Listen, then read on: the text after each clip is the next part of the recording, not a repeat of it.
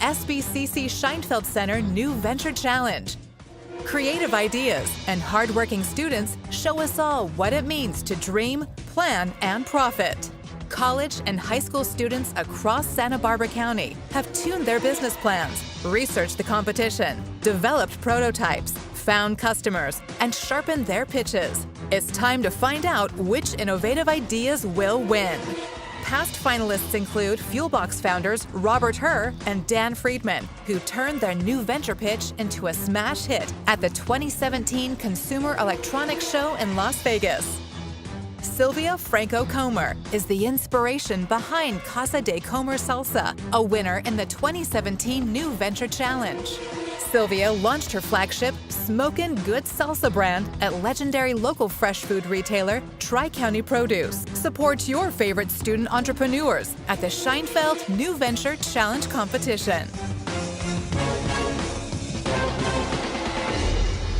Welcome to the 9th annual New Venture Challenge Business Plan and Pitch Competition.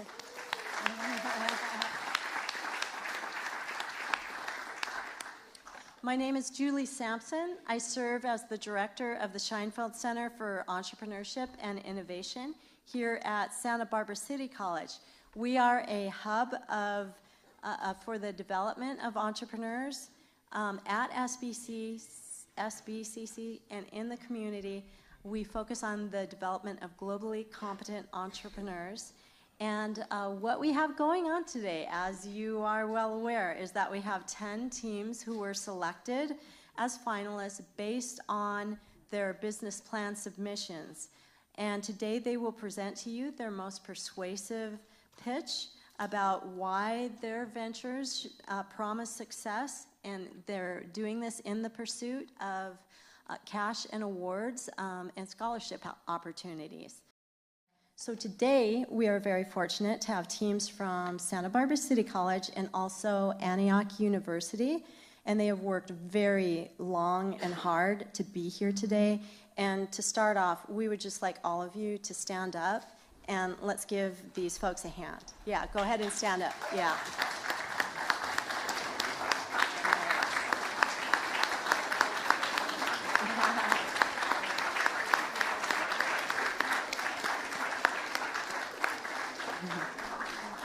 Excellent, excellent, thank you. And you know, these students wouldn't be here presenting today without all of the support of faculty members, our dean of the business department, our department chair, other mentors and friends. So if you have supported entrepreneurs here, could you stand up too? We would like to honor you.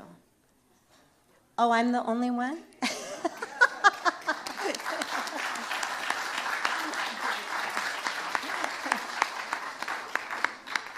The unseen heroes here.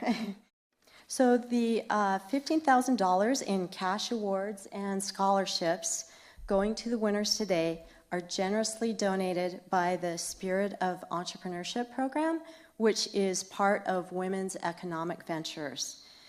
And also contributing is the SBCC Foundation, Montecito Bank and Trust, Southern California Edison, Nicholson and Schwartz, CPAs, and the Bank of the West. This funding opportunity wouldn't be here if it weren't for these sponsors. So thank you so much. Let's give our sponsors a hand.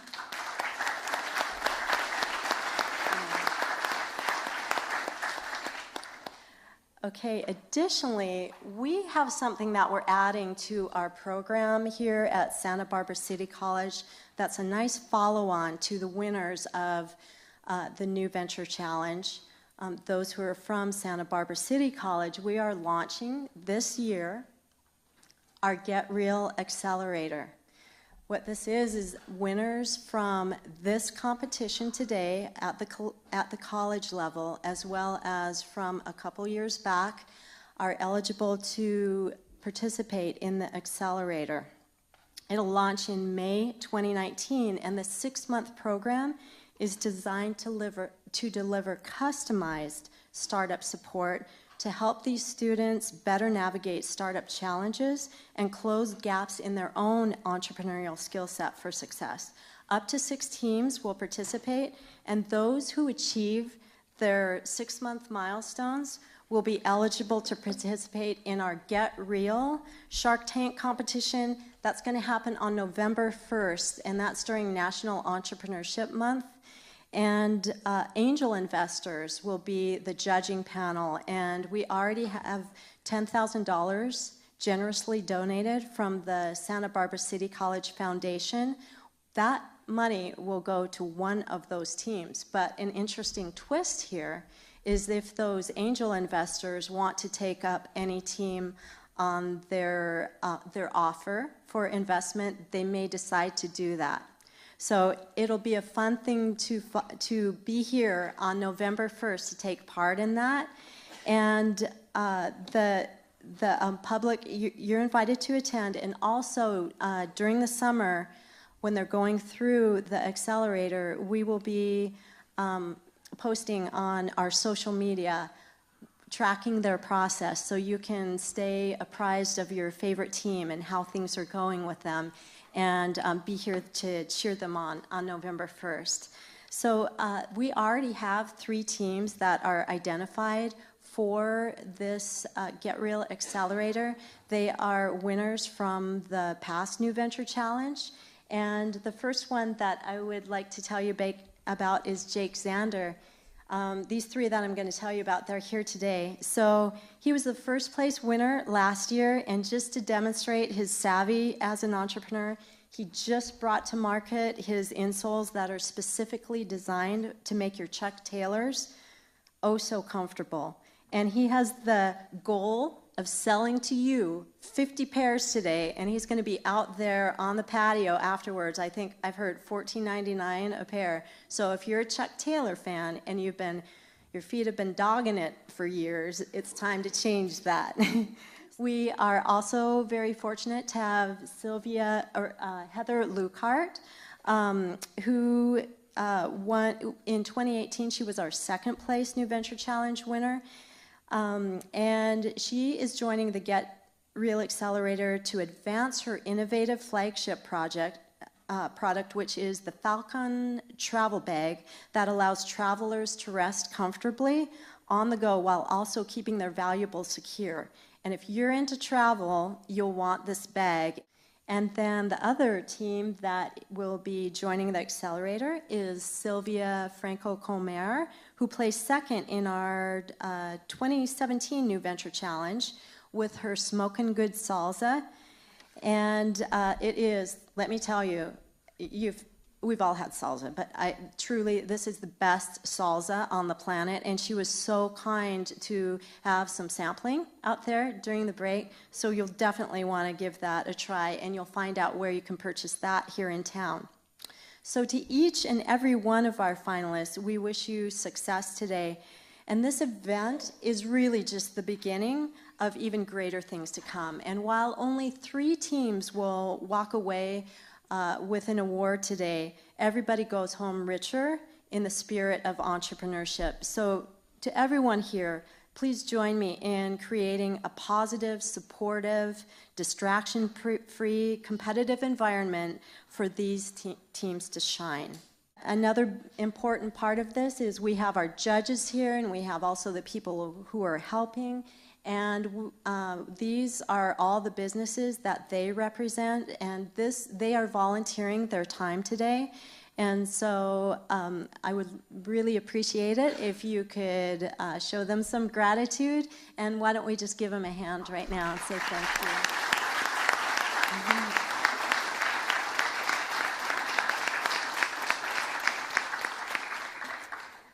Okay, great. And now let's get into the nitty-gritty of who is actually here.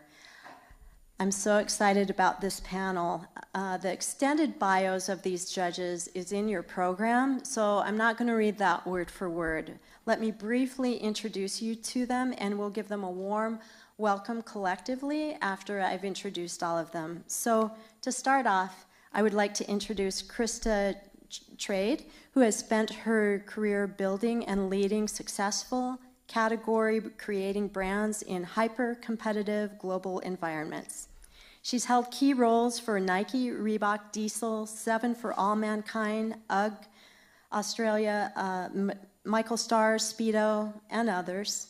She upholds the capacity to merge commerce and social good and recognizes the value of mentorship in entrepreneurial development. We also have Travis Mack, who is a U.S. Navy veteran and CEO of Salix Solutions Incorporated. That's an engineering and information technology services company that he founded in 1999 and has since raised it to employ a workforce of over 600 at military and NASA installations nationwide. He is living proof of the fact that being a military veteran is a factor highly correlated with business success. In fact, he does over $80 million annually. Finally, we have Mike Su, who leads Yellow, which is Snapchat's accelerator program, investing in and helping to build creative content companies. He has held several leading roles in other digital media companies and upholds the value of entrepreneurship in impacting one's thinking to change our thoughts, see greater possibilities, and get things done. He sees this transformational nature of entrepreneurship in his role as board member at Defy Ventures, which is a prison entrepreneurship program. Let's give all of these judges a warm hand.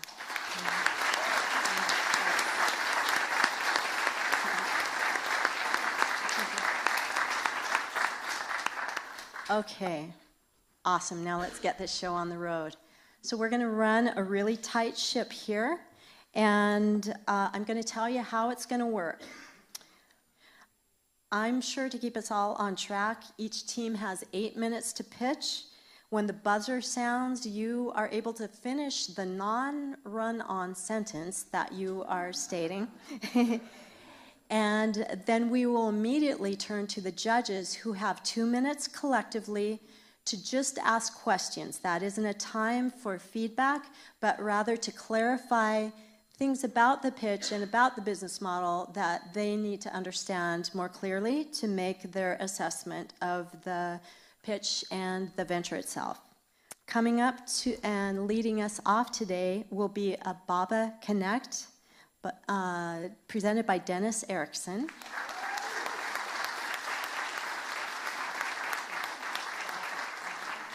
Hi, my name is Dennis Erickson. This is Ababa App Connect. We connect people with similar interests. Did you know that in Santa Barbara there are about 100,000 students who use social media? We're going to change that. We're going to improve that. So did you know that social media is correlated with an increase in loneliness? Our solution is to bring people together, create new friendships, and reduce loneliness by connecting people with similar interests. This is the perfect time to enter this market. With a huge trend in social media, it's a $158 billion industry with a 7% annual growth. This presents an opportunity for investors, but also provides a positive impact on the society. We target market college students in SPCC and UCSB. There are about 40,000 students in these colleges. Just like Facebook, we start with college students. Ages 18 to 25. Like me, as an example, I'm an international student. You come here and want to find new friends with similar interests. Here our homepage. We have, based on our surveys, night version is the #1 interest. So we did a whole page for that. And then this is the most popular interest in Santa Barbara. Just click and show up. It's very easy to use. I will click here just because I like the beach. So I'll click beach, step 1, and then it will take me to step 2. I will be there, and I can show, and the app shows where it is and how many people are going and the bio about it. And step 3, just show up. Create your own activity. When you, we're gonna have a membership, so just like Meetup, you can host events, and step 1 is just to create a new event, and step 2, we select your options, and step 3 is just to publish it. IP and legal, we have copyright so far in presentations, flyers, and a unique computer coding. And we have trademarks, name and logo, and trade secrets, we have a process documentation. And patents, we have a provisional in progress, and business method patent. And 2019 app production timeline. Right now, we have done our app in Adobe XD, 12 prototypes. We have changed them according to our surveys, how people want them. We have improved them based on the surveys. And in coding, we're coding in React, so we can have the app in both iOS and Android. And the beta version release is going to be in September, before the launch in October. When all the new freshmen are coming into Santa Barbara to start school, we're going to have the launch of the app, and hopefully get all of them to have this app. 2019 monetization timeline. In April, we have right now 100 people ready to buy the web survey, and we have a gathering following on social media. And in October, we have a monthly subscription.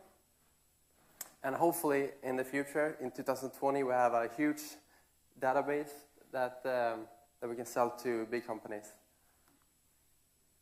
Here are our spreadsheet, and I would like to break it down for you. Oh, our competitors. These are our main competitors, and here is the key purchasing criteria. And as you can see, Ababa is the only one that fills in all the key purchasing criteria of finding new friends. Our spreadsheet, I would like to break it down for you. Here's the net profit in year number 1. We have a total paying customer of 17,560, and total units sold is times the sales price, which leaves us with a total revenue of 442,797. And we have minus that total expenses, which equals to the net profit, which is $176,097.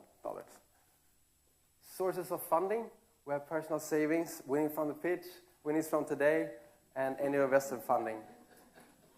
And that leaves us with $266,700. And we have uses of funding, marketing, coding, creating an LLC, and insurance, attorney, and accountant, and unforeseen costs. An exit strategy, we hopefully can sell it to big companies like Facebook or Snapchat, or WeWork that just bought up Meetup, and that shows that people are willing to buy these similar apps like us. Here's the team.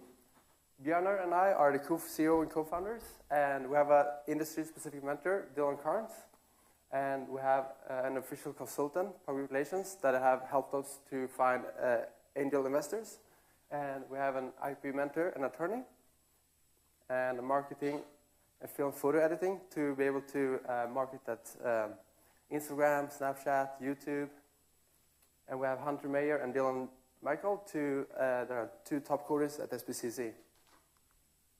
Ababa is a winner. We have a great network, we have angel investors, and we have a strategy, and that will leave us to profitability and hopefully future growth.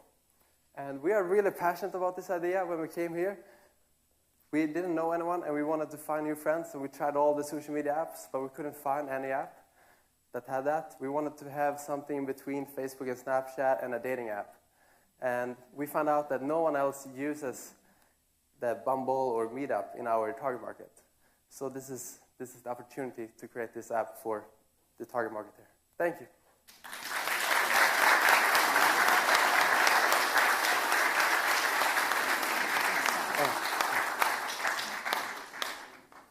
Okay, judges.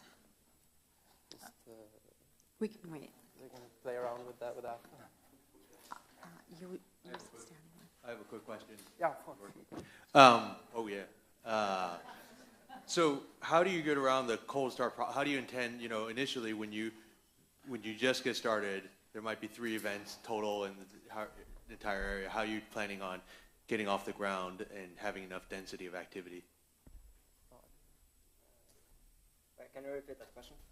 So one of the problems with social apps in general is, it's like showing up when you're the first person at a party and it's empty. Like, it's not a cool party, right? Until people show up. So how do you plan to kickstart the party?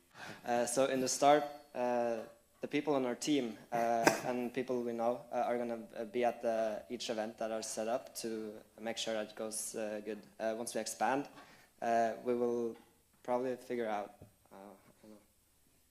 we're looking at what our competitors do, like what Meetup do and what Bumble do, and also with Facebook groups. And we're trying to copy what works, and we're trying to make better, fill the gaps, what doesn't work. Yeah, so this looks great. You guys have done a really nice job. I'm curious, beyond just the launch, how do you intend to continually grow your user base?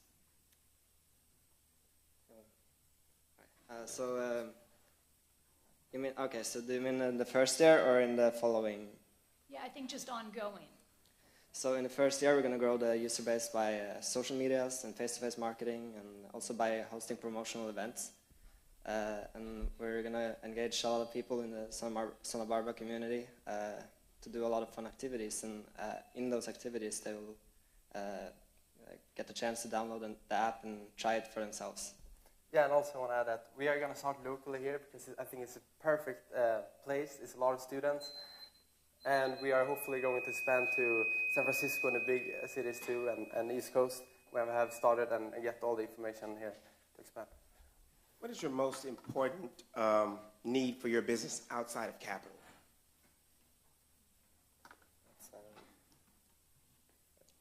Can you say that again? Yeah, what's your most important need outside of capital? Oh, it's the team. We need more team members and more professional coders. That's probably the need now in the beginning. So we have a great platform and app when we start. And that's work. And that's it. Yeah, perfect. Thank you. Thank you.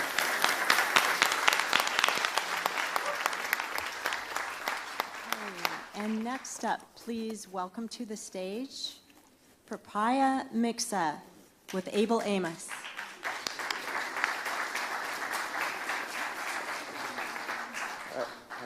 Good afternoon, ladies and gentlemen. My name is Abel Amos, and I'm the CEO and founder of Papaya Mixa Lottery. A little bit about myself. I'm originally from Angola, from the capital, Luanda, aka hell. It's chaos, but it's my favorite city in the world. It's the flavors, the people. It's a beautiful place to be. In 2016, we changed presidents after 40 years, and something wonderful happened. Opportunities for entrepreneurs opened, and lots of sectors of the economy are developing, except one that I noticed, which is the lottery. Illegal lottery shops are opening, and I noticed something. Why isn't there a legal lottery? Why isn't there something like Powerball or Mega Millions, but better in Luanda? And we want to change the game. So how are we going to change it? We're going to create a legal lottery system accessible only to adults. We're going to leverage the informal market economy, which I'll explain later what it is. We're going to improve local infrastructures by providing taxes to the government. We're also going to offer part-time employment to local university students. And we're going to provide a fun and responsible way of betting against the odds and scoring big. The global lottery market is set to reach $350 billion by 2020. Africa alone spent $3 billion in lottery tickets in 2018. Our target demographics is middle-class people between the ages of 27 and 44, because our survey suggests that these are the people that are willing to pay because they are the ones that are employed and the ones that are more economically stable. Our lottery is different because we not only want to target people that want to become millionaires overnight, we also want to target people that want to try it, that want to experience it. This is our device. It's the POS Moonbeam mobile printer. It's a very accessible device. It's an Android-based system. Anybody that has used an Android device can use it. We'll explain it to our vendors. And if you don't, it's very accessible. In 10 minutes, you can learn how to use it. This is our interface. It's very simple. The client approaches the vendor and chooses between a random and a custom set of numbers. In this case, we have a random. We pick 5 numbers. The vendor prints the ticket, handles it to the client, and that's it. We have a special code, so you can't scam us or anything, and the code goes directly to a server.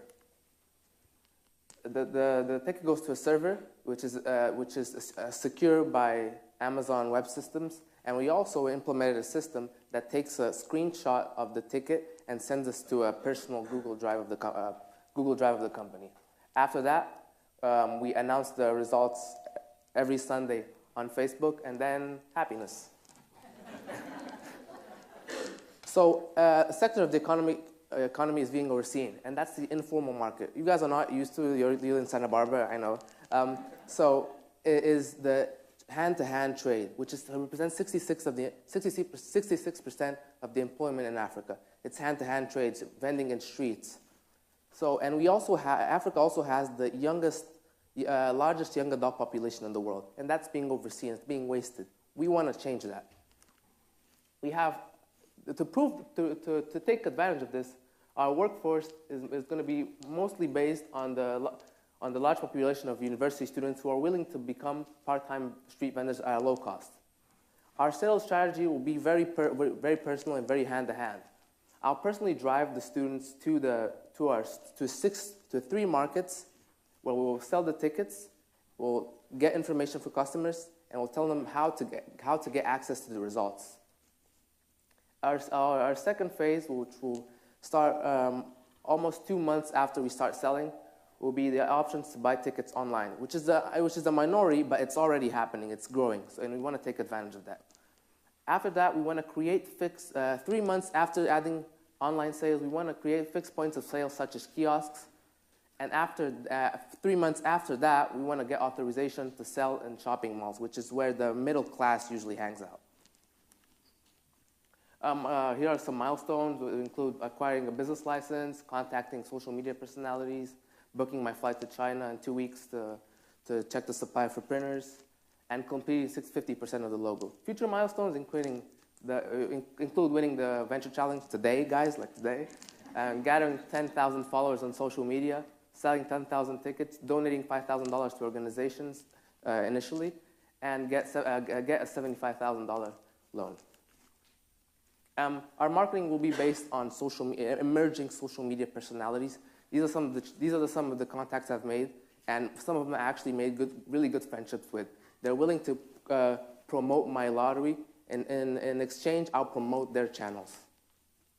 And we expect a 40% conversion of 100,000 views of their views. I have 2 competitors. They're mostly based on sports betting, which is not very popular in Angola, but they do offer lottery, but either it's expensive or it's not. The interface is not accessible, and so basically we win in everything. These are a spreadsheet. Let me explain this to you. The ticket will be 32 cents, which is 150 kwanzas, which is our currency. Our jackpot will be $3,143, which represents 1 million kwanzas. This can change. Well, we're studying it. We're getting a possibility of getting different prizes. Taxes, 20% for the government against my will. 40% go to increase the jackpot in case nobody wins. 30% will go for the company, operation expenses and profit. 10% will go special donation to elementaries and orphanages, especially the Okutuka orphanage. Finances. We plan to sell, for the first year, we plan to sell 240,000 tickets. We plan to get 72,000 in revenue, 433 in expenses, and we plan to break even in the 4th month, covering up to the 9th month. These are our sources of funding, include loans to my mom, a potential angel investor, total 18,000. Our user funding for the 1st month will be used for marketing, ticket printers, legal aid, a trip to China. Will also add up to 18,000. Our legal issues will be assured by Moraes Galvão Leitão. I speak Portuguese, that's why I sound so good. Galvão Teles Soares de Lima e Associados, a very good law firm. They accepted to do it for free for the first 3 months. I don't know what I'm going to do after that, but I'll figure it out. Our exit strategy will be to sell to the biggest cable TV company, ZAP, mobile company Unitel, which is very big, or get a government contract, which will be, very nice.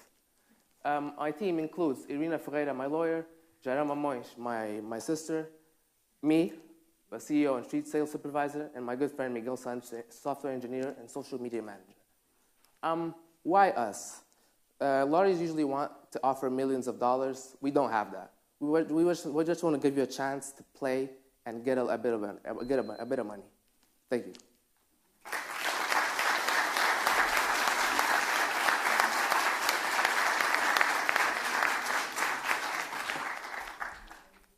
Judges' questions. How much security testing have you guys done? I know that's a huge issue in lottery, is just, you know, which way you can hack, people will figure out how to hack and make money. First plan, so my friend and my partner suggested using Amazon Web Services, which is very hard to hack, a very secure server. But to get that second layer of security, we also added that screenshot to send it to ourselves in case somebody hacks into Amazon. I don't know how they do that, but yeah, in case they do that, so we have a double layer of security. And we plan to add more when you develop more. Great presentation. My other question is, have you thought of a different sort of investment opportunity than another piece of equipment? Yes, I have. One of the reasons I'm going to China is because this equipment costs me $200 a piece in the US. And I've talked to my suppliers, and they say they can make me for $30 each. So I'm like, I'm going to China. So I'm going to China and figure out, talk to them, because it cost me much less to make one of these. Very good presentation, by the way. Thank you. What is the biggest benefit you have gained by developing your business plan in this form? In this form? Yeah, what have you learned? What have you gained by going through this process? I wasn't an entrepreneur. I'm still developing my spirit. I'm an engineering major, so for me it was a tremendous transition. So I've learned that to respect entrepreneurs, it's not easy. It's resilience. It's emotional. It's an emotional weight on you. So you have to be resilient. You have to be passionate about it, and you have to be, have to have a little faith on it. That's what I like. Thank you.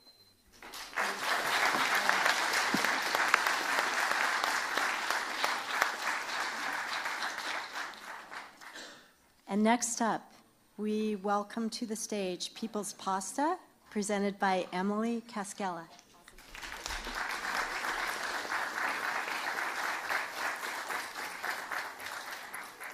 Something for you guys to provide. All right, guys. Judges, hi, everyone. Thanks for being here. My name's Emily Cascella, and I'm really excited and nervous today to bring you my concept, my innovative specialty food concept, People's Pasta. So, our primary research has shown that customers in SLO County, especially where we're going to be located, have not an awful lot of choices when it comes to healthy Italian specialties.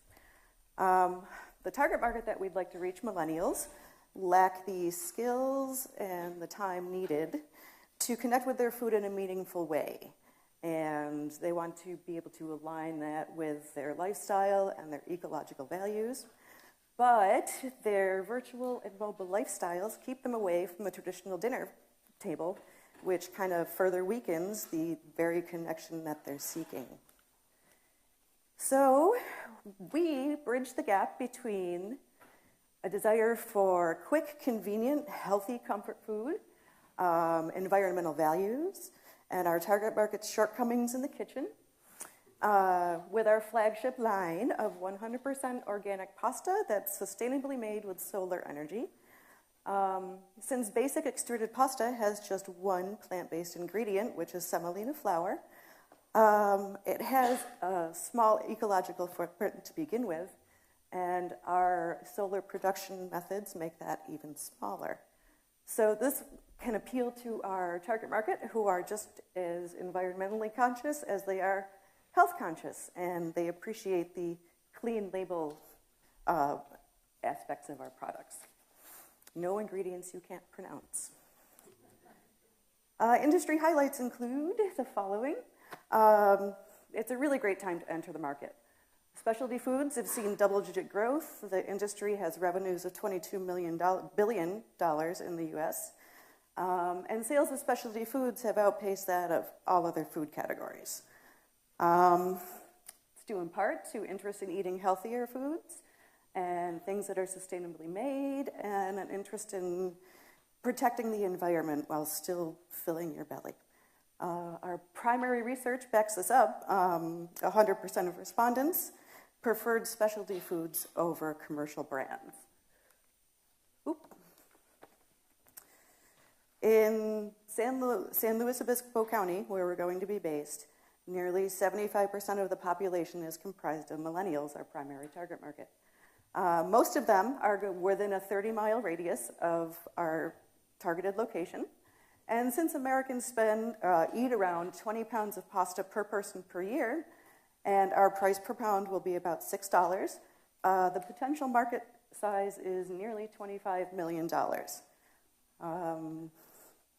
We aim to capture just about 5% of that in our first year and continue to gain market share after that as our reach increases and our marketing takes hold.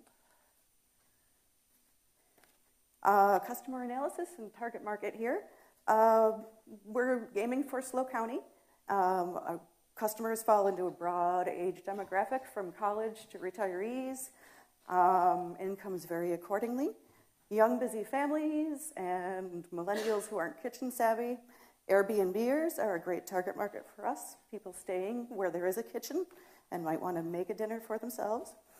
They're generally environmentally conscious, time conscious, health conscious, socially conscious, and they'd rather stay in at the end of the day with a bowl of Netflix and noodles than go out. Did I skip? Nope. Competitive analysis here. Did I go back? Target markets. Milestones and timeline. Here we go. People's Pasta has come a long way since we started. I've had this idea kicking around in my head for quite some time. I started in 2017 with the Weave program. From there, I enrolled in college at a late age to pursue this. I'm almost 47. So coming back to school was a huge deal. Being in this New Venture Challenge, huge deal as well. We're looking to launch in the fall of 2020, but beyond that, we want to move into a shared commercial kitchen and then expand to our own facility where we can have our retail shop and our production facility as well. So we have had 30 surveys completed to date, and in the key purchasing criteria categories of taste, uniqueness, convenience, price, and image, we've come out on top against our competition in the Cambria, California area. Not even the Italian takeout restaurant can do what we're proposing to do here. Our first year revenue goals are going to be, sorry, I'm flustered. We'll have all permits and licenses required before we launch. We're going to be operating as a cottage foods operation type B, which will allow us to sell to wholesale markets, and we're going to take it from there. We're researching the non-GMO product qualifications right now, and we'll be trademarking and copywriting our branding material. Go-to-market plan, I'm going to go over quickly. Our first year revenue goal is $20,000, which represents about 2,500 customers taking into account repeat purchases. Phase one, we're going to utilize Instagram, PR, word of mouth, and generate buzz that way. It'll be starting soon as this semester is over. Phase two, we're going to engage with the Chamber of Commerce in SLO as well as Cambria and rely in part on their network and their opportunities for advertising and other perks like that. And phase three will happen when we scale up, and at that point I plan on hiring a marketing professional because marketing is not my wheelhouse. At startup, I'll be doing wholesale and retail distribution myself out of our home office, and then later on through food distributors and brokers. Should we have to cease operations, I would like to retain the building in which we are housed. We plan on purchasing it, and I'm rented out as a commercial kitchen and find a tenant. It's a good investment, and it just makes sense. Here's our first year financial forecast, which I'll go over for you now. The highlights. Our retail price on basic extruded pasta is $5.99, and business to business, it will be $4 a pound. Our cost per COGS per unit is just 66 cents, which gives us some healthy profit margins there. We've got 84. Okay, and I'm done. There we go.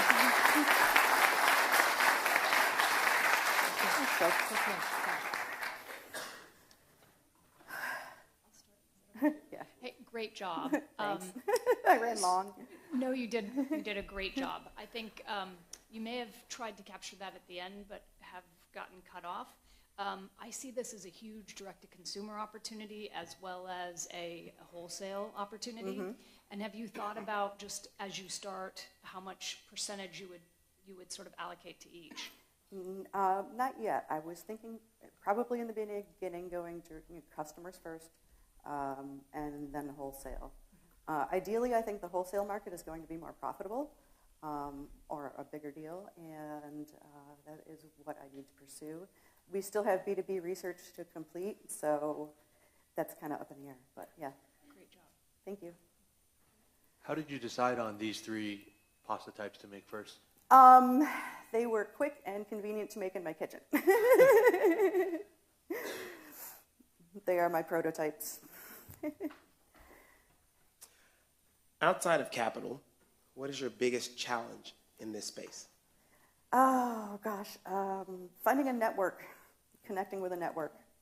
I don't have any food service background. I don't know where to get,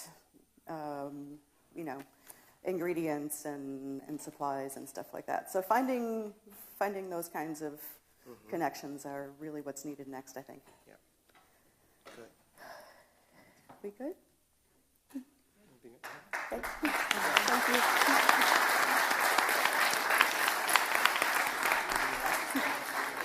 Thank you, Emily. And next up we have Datillo Custom Leather and Giuseppe Datillo.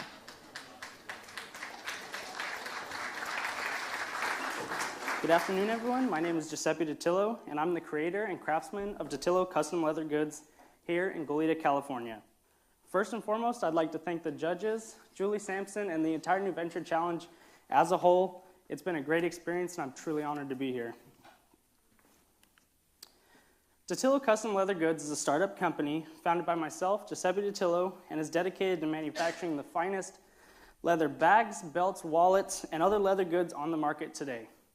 Datillo products have a unique style which blends traditional Western tooling with modern functional design that is unseen anywhere else in the marketplace. Datillo Custom Leather Goods is a company founded on a family passion for craftsmanship and quality that has been carried down through generations. To those who knew my grandfather, the Datillo name was synonymous with finely tailored clothing, and it is my vision at Datillo Custom Leather Goods to restore the pride that was once associated with my family name. All Datillo leather products bear the same logo that was once my grandfather's at his tailor store. Before I say my market analysis, I'd like to thank the Santa Barbara Public Library and all their wonderful librarians for giving me their resources and helping me get the information I needed. So according to the small business data website SizeUp, here in Santa Barbara alone, $1 to $1.1 million is spent annually in leather goods. And small companies such as Saddleback Leather, who employs only 3 people, is making over $1 million in sales last year. Using Reference USA, it is clear when analyzing trends in the leather goods market that the market is steadily growing, and since 2016, a larger increase has happened. Datillo custom leather bags and products bring together beautiful Western-style designs and modern functional features to create a product that has not been created before. Datillo bags and products will be filling a niche in the marketplace and catering to those who want functionality and clean lines of a modern bag, but are not willing to sacrifice style to have it. Although there are many different bag makers on the market today, none of them offer the refined mixture of style and function that the Dattilo products do. One aspect that sets Dattilo Custom Leather apart from other startups is that I already have a full line of bags and other products made. They're already in production by myself, and sales are already being made. Customers who have purchased my products have been nothing but thrilled with the craftsmanship and detail that go into every single piece, and many of them have come back and bought more products from me. The target market for Dattilo Custom Leather is those who value handmade goods, well thought out designs, practicality, but do not want to sacrifice style to get those features. The primary means of promotion will be online through advertisements on social media because it is the one most cost efficient and effective means of getting to my target market. Also, since most of my sales will be made online, it is fitting that advertisements will be primarily online as well. Materials are sourced locally at local distributors such as Golliger Leather in Ventura. Sourcing materials in person allows for me to hand select only the finest hides to create my products. The primary means of distribution will be online through a company website, which will likely be set up with a host company to allow for smooth integration of e-commerce features. In-person sales will also continue by means of word of mouth and participation in events such as artisan fairs and makers markets. All right, now I'll give you a short overview of my products. This is not my full line, but for the sake of time, this is what I was able to bring. So I'll start with the classic tote.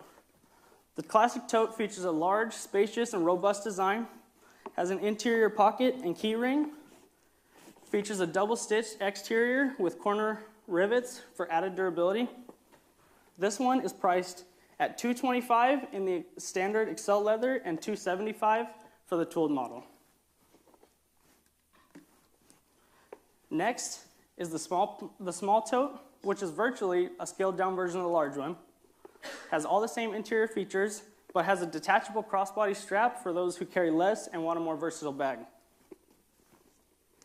This one is priced at $165 for the Excel leather and $205 for the tooled. Next is the clutch. The clutch is a traditionally styled clutch. It has a snap closure on the front, snap closure on the pocket on the back. The standard clutch comes with a detachable wrist strap, but this model, the deluxe one, comes with a detachable crossbody strap to give you options. This one is priced at $115 for the standard, $135 for the standard tooled, and the deluxe is $155.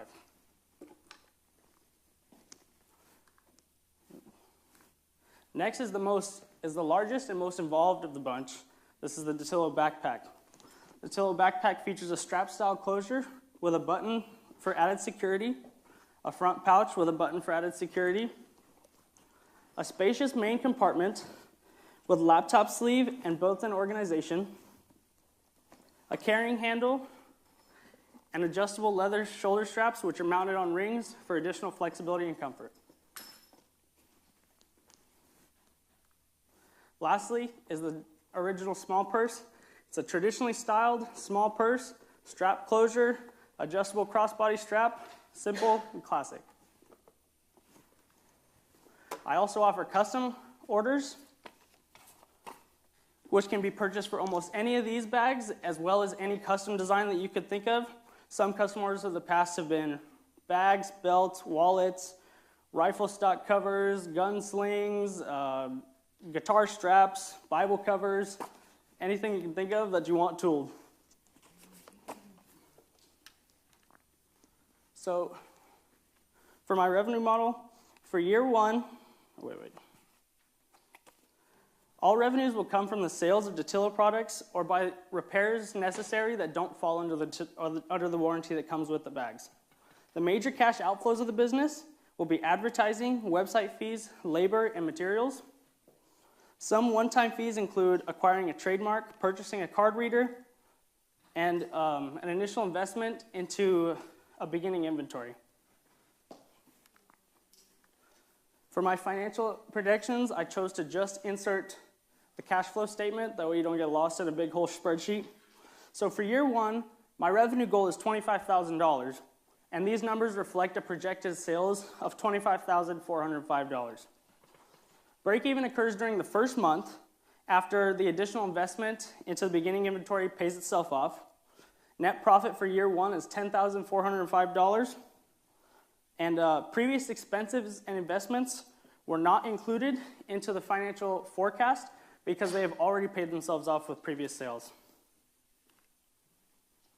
Startup capital earned here today will be invested directly into better machinery such as sewing machines, a burnishing machine, cutting dies, and other various tools, which will both increase production capacity as well as allow for an even more refined and consistent product. I'd like to thank you all for your courtesy and attention. My name is Giuseppe Datillo, and this is Datillo Custom Leather.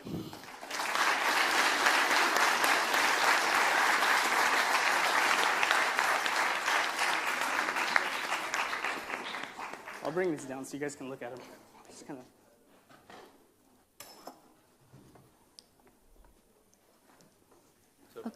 Okay, and we'll start the judges' questions. So how long does this backpack take to make, for example? So as batch sizes increase, the time comes down.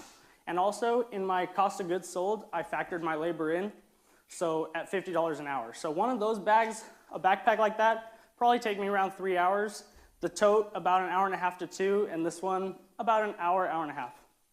So it all depends on how big the bag is, really, and how detailed it is. Like, the backpack has a lot. They're beautiful. Thank Great you. job.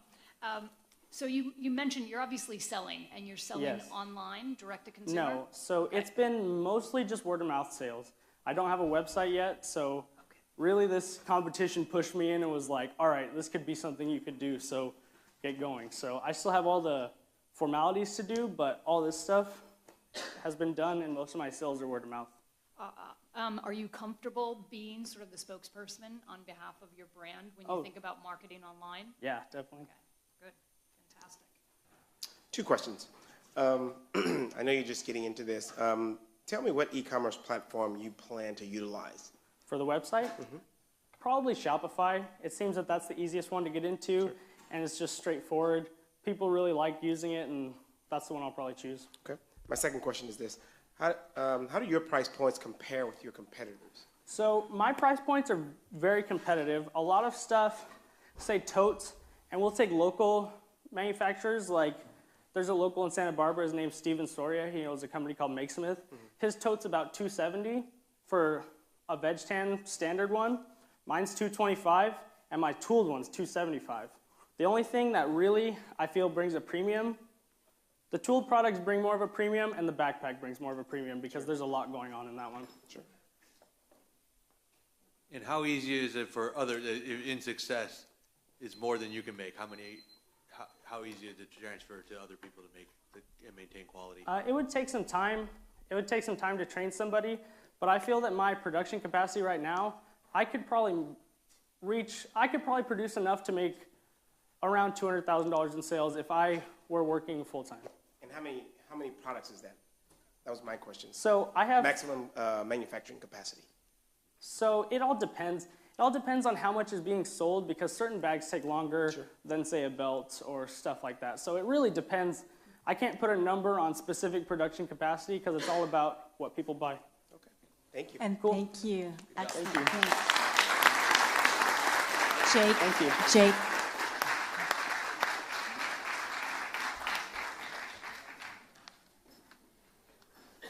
All right, and taking the stage next, we have Charlie Olin and Shot and Chaser.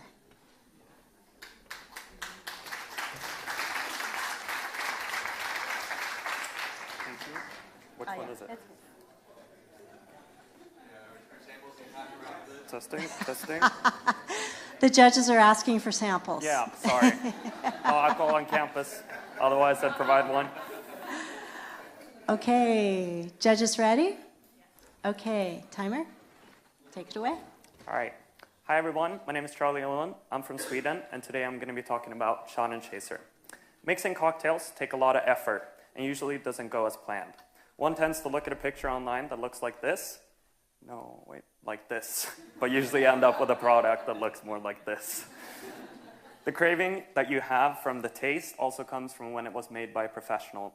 But when you make it, usually taste is more like this.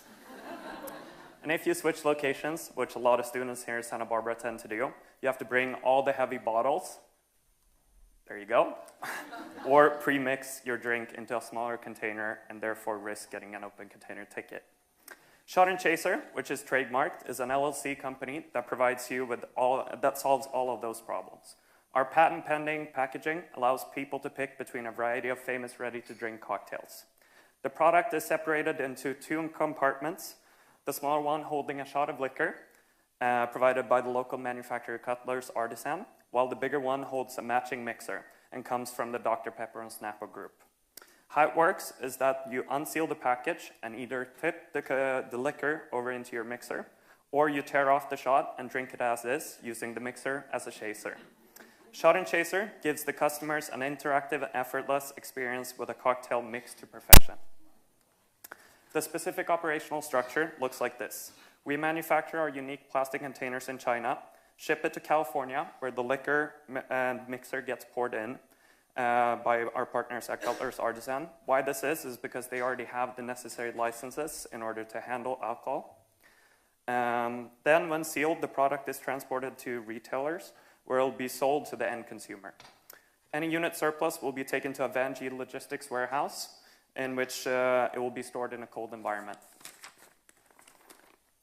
The process might sound difficult and take a bit of time to perfect, but timing is key in order to have first mover advantage.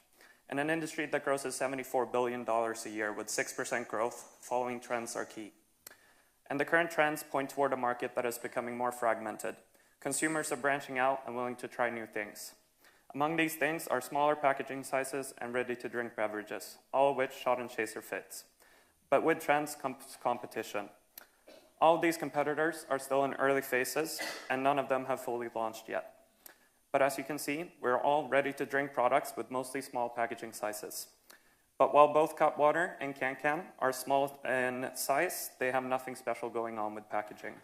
What Shot and Chaser also brings to the table is the customer experience. Consumers get to interact with the product by mixing it themselves. And lastly, we're specifically targeting students. While being a B2B business, our end consumer will mostly consist of college and university students. We'll start in Santa Barbara, where there's an estimated 15,000 students within our targeted age group. But as I said, our target market mostly consists of other businesses. Liquor and grocery stores usually operate on very slim margins, and are therefore required to carry a large variety of inventory in order to profit. In the Santa Barbara area, a total of 10 stores have agreed to try out our products, with 4 having signed actual purchase orders for 500 units per store. These orders, together with our primary research, justifies the idea's viability. According to our end consumers, they drink alcohol about 1 to 2 times a week. And when doing so, they buy it for $25. Out of that budget, they would spend about $5 to $7 on a Shot and Chaser product. And as even further proof of concept on the most valuable question of all, they answered affirmative to buying the product. But outside of these early adopters, how will we expand our customer base? Through social media, of course. By establishing an early online presence where we brand ourselves and promote our product on Snapchat and Instagram, we can quickly increase demand. We'd also launch with a 2-for-1 special on Instagram, so if customers post a picture with a product or a story perhaps, and use the hashtag Shot and Chaser, we'll respond with a discount code. We're also planning to attend a trade show in Las Vegas in June. And lastly, we're also planning to sponsor parties in Isla Vista, where students can show up and get free samples. So let's get into our financial looks. Our cost per unit produced is at 50 cents. The wholesaler price will be at $2.99, which leaves us with a profit margin of $2.49. To put this into perspective, our markup on every unit produced is at 400%. So with enough volume, the profit potential is enormous. With expansion through the trade show in Vegas, we're expecting to break even in mid-August, and by the end of the year, netting about $242,000. But in order to make this dream a reality, we need investors. We're looking for a $50,000 investment in exchange for 20% of Shot and Chaser. That investment puts us at an valuation of $250,000, which comes from our projected net profit after year 1. I will also be investing the full $5K from today's winnings while giving $500 away for a couple of friends that helped me out. And for any future Series A investment, we'll also include the industry multiplier of 2.08. The funds will go towards startup costs, which includes the plastic mold for the actual production of our packaging in China, the trade show in Las Vegas, and a company vehicle in order to make in-person sales. We'll also be there to help with our original negative cash flow. So who is it that you'll be investing in? Alice and I have been students here in Santa Barbara for about 3 years now. Both of us are business majors and have previously worked on several small businesses back in Sweden.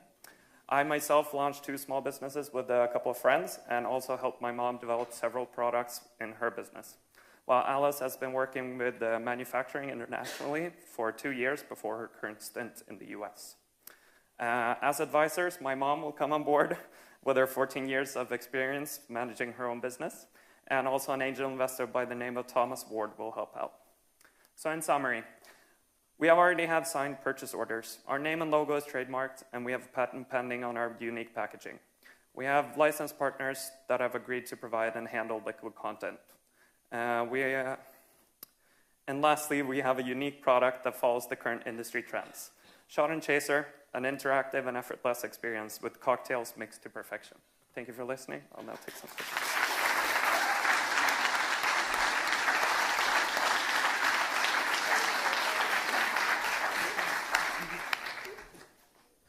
How many different drinks are you planning on launching with, and which ones and why? Yeah, so the original ones will be 3 different ones. It will be gin and tonic, rum and coke, and vodka cranberry. It's just 3 simple ones that have, through our secondary data research, showed to be most common. Did you find your factory directly? And if so, are you working with them directly? No, we went through Sourcify at first, which is a company based out in San Diego. They help with manufacturing in China and connecting them with people in the US, I guess. But that didn't work out, so now we're working directly with China Plastic Synergy Group in China. And do you know their ability to scale with your growth? Yes, and it's definitely there. They say they could monthly produce up to 200,000 units.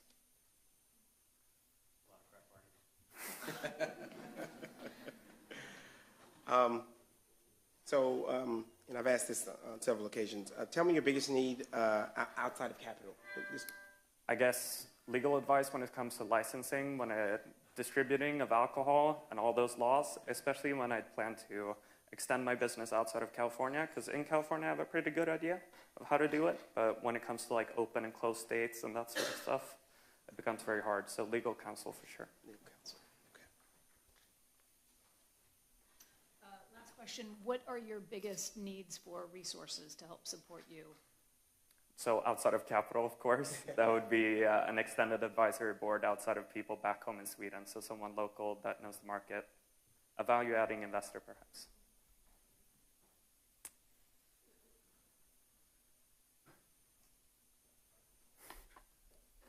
Anything else? Great job. All right, Excellent. thank you. Thank you.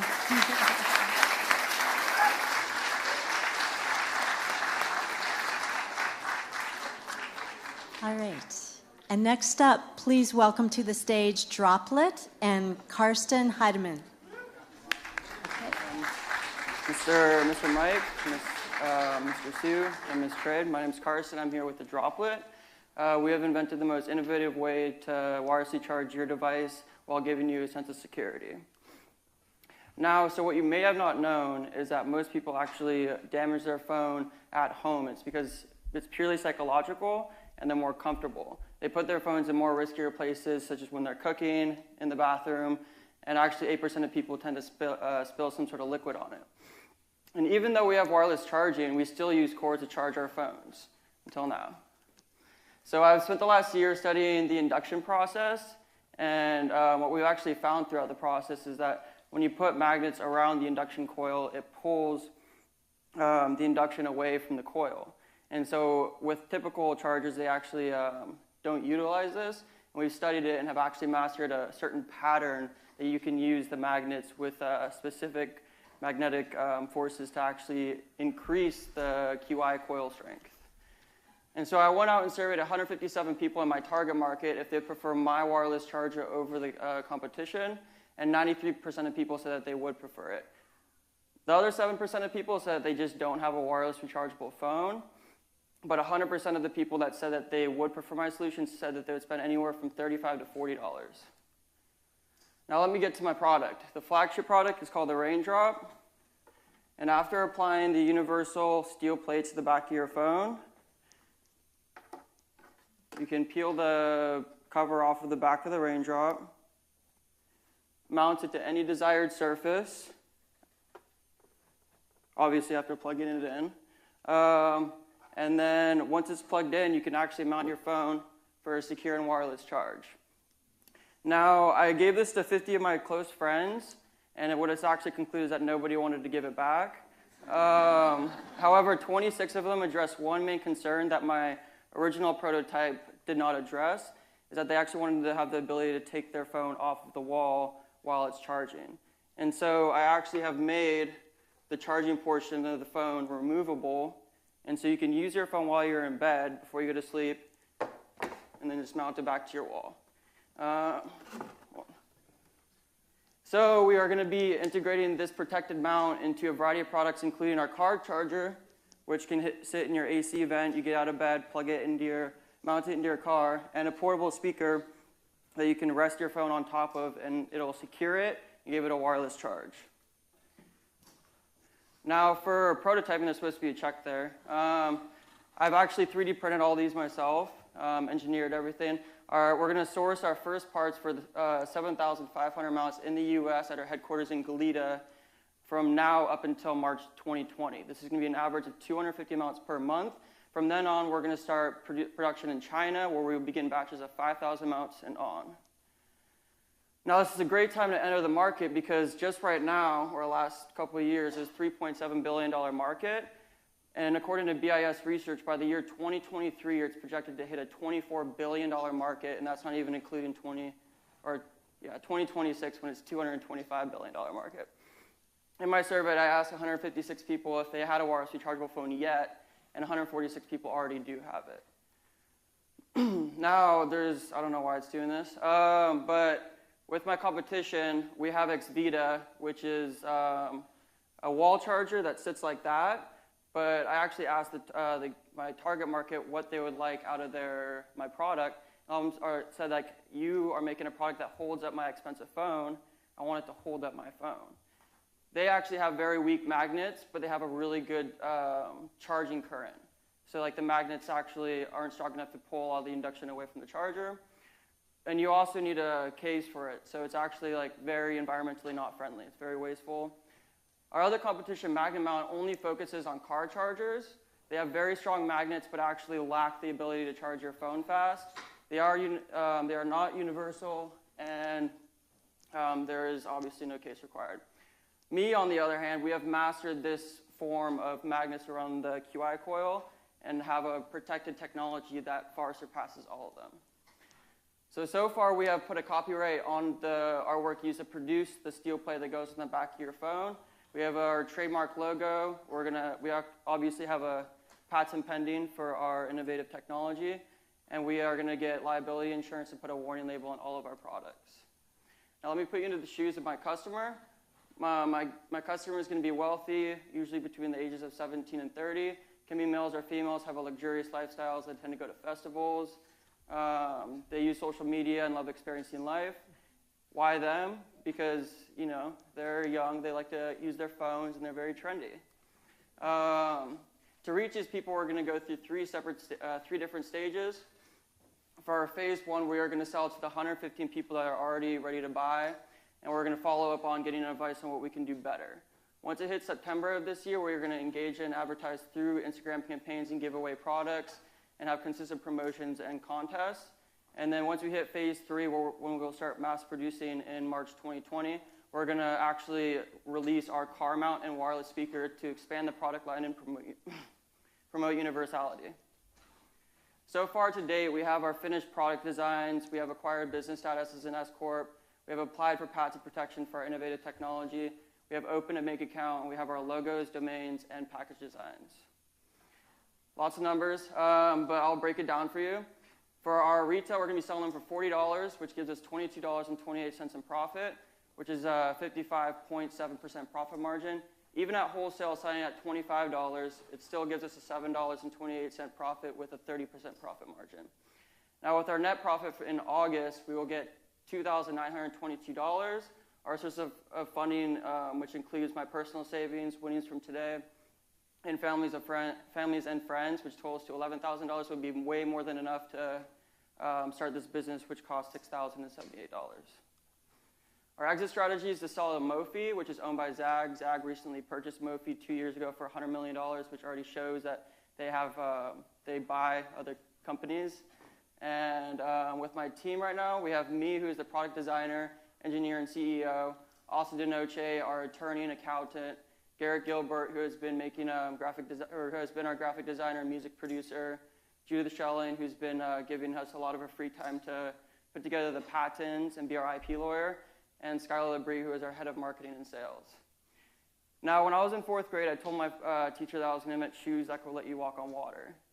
As you can see, these are not shoes, but it's a great start. But today, I have invented the best possible way that you can mount your phone for a secure and wireless charge. Thank you.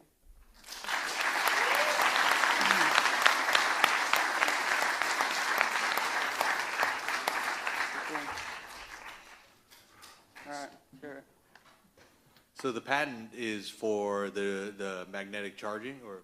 I specifically put the patent on the surrounding areas around the induction coil, because the locations that I actually have the magnet set away from the induction coil help the magnetic charge pulsate and get to your phone, pretty much.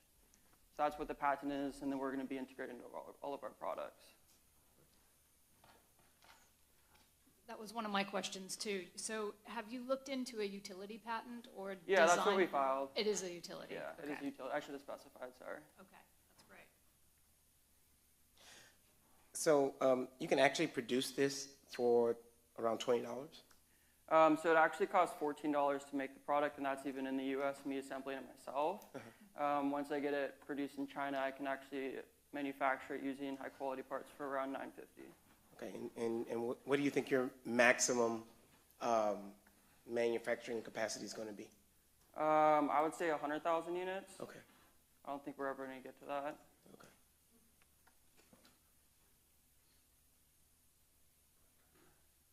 And where you might have mentioned this, but how are you going to market? Where are you planning on selling this through?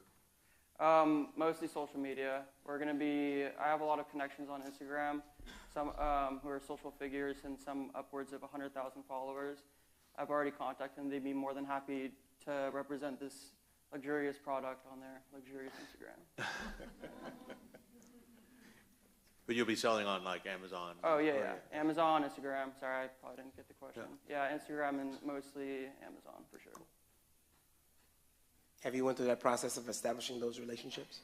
With Instagram people? Mm-hmm. Yeah. So they're already close friends. Most of them I actually went to college with and lived with in Ivy.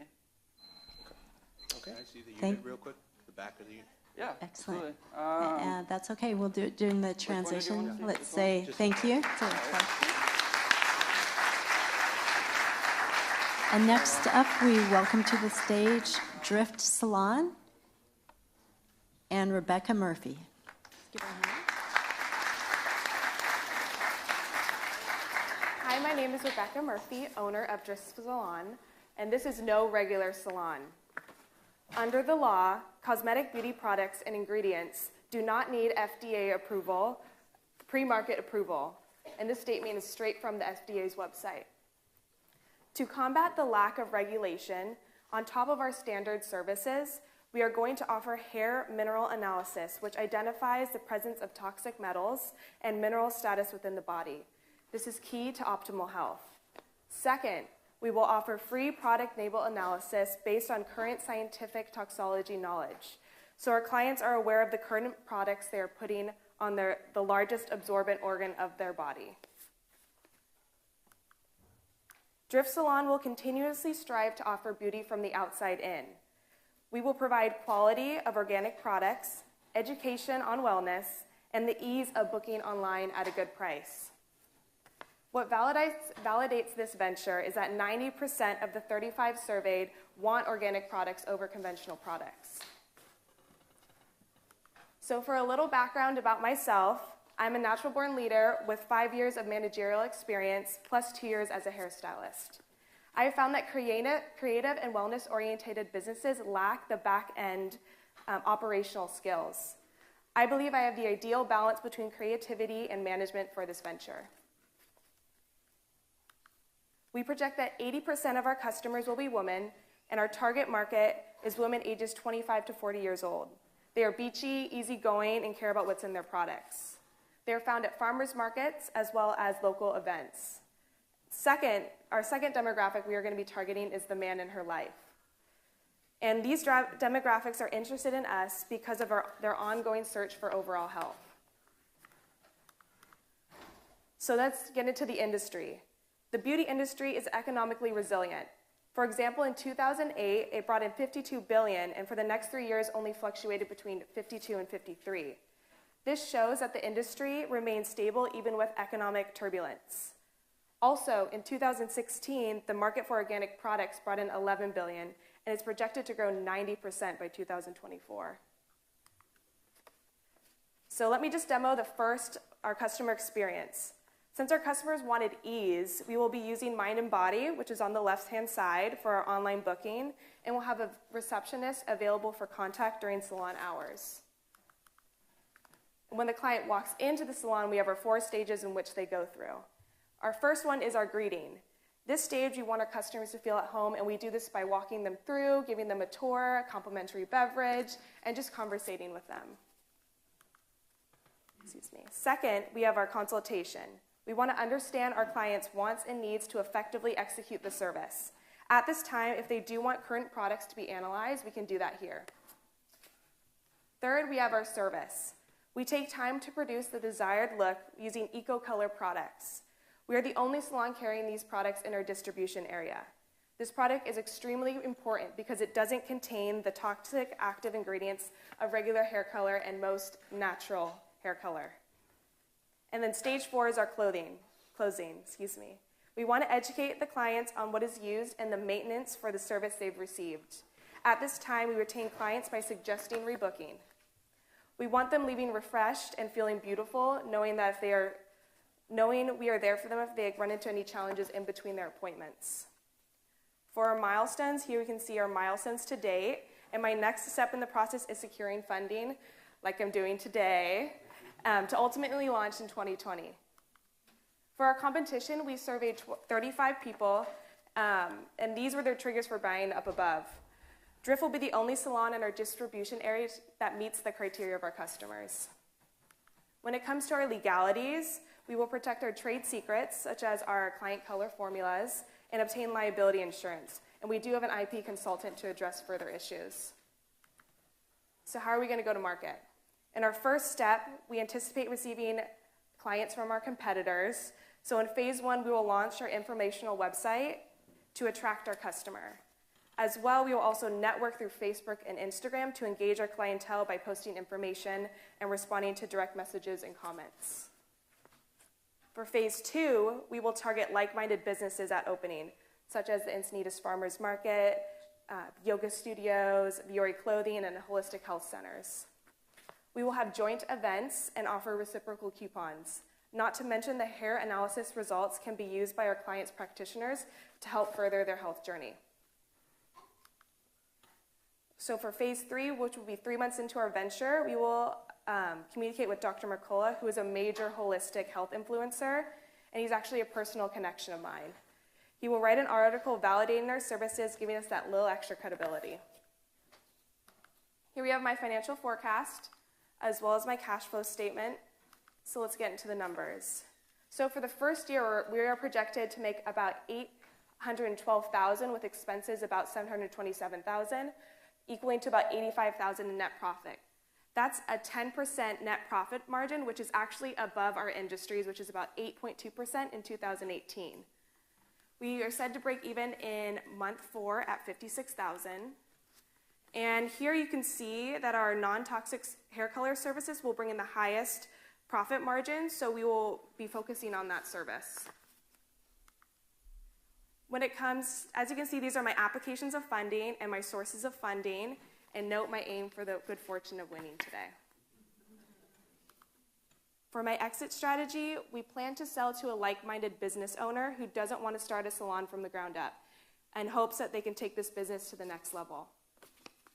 And here we have my amazing team who covers all core business areas such as marketing, accounting, IP legal, and finance. And so why should we win today? We should win today because of the health-conscious and environmental impact Thrift Salon can bring to the beauty industry. Thank you.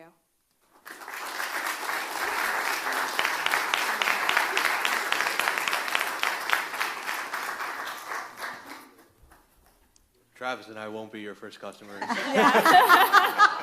I saw that when you guys came out. I was like, ooh. Clean up every now and then. Yeah. Ease of use, ease of use. Yeah. So question, are you considering doing your own products too? You kicked off with the fact that the FDA doesn't approve everything that comes into the market. So. Yeah, it's not pre-market approved. Right. So once we start our salon, we're in hopes to expanding, and once there's more revenue, to hopefully have our own product line. Fortunately, I do have connections with the health industry. My father is a holistic health doctor, and so he has his own practice, and I've worked through and I've studied a little bit of toxology and what's gone into it. So I've gone through the back end of that work, but that's going to be the goal in the upcoming years. Yeah. Second question, since I have the hair. Yeah.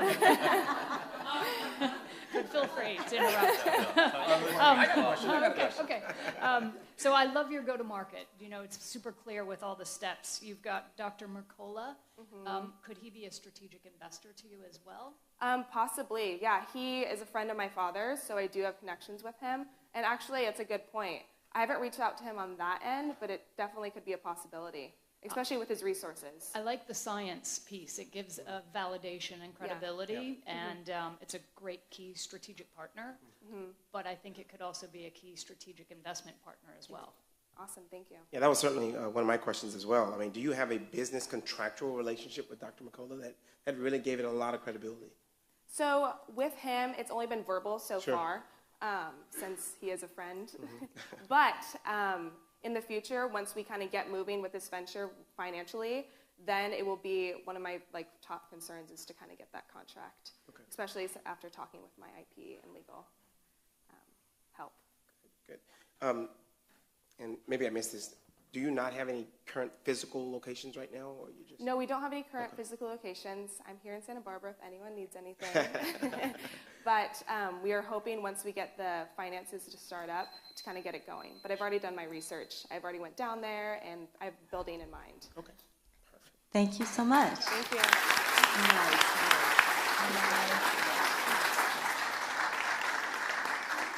Okay, next up we have Rent It and Tegan Murphy.